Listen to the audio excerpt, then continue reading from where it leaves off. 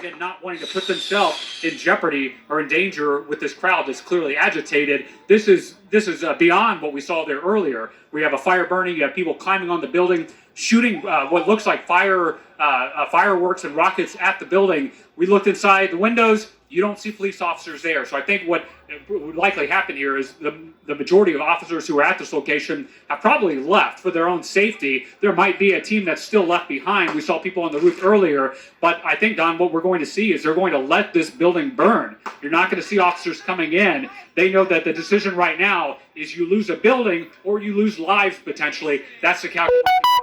They're not going to try to control this fire. They're just going to let this burn, Josh? Is that what you believe the calculation is? That's what. Yeah, Don. We've seen no indication that officers or fire department. I'm scanning the crowd here because there's a lot going on.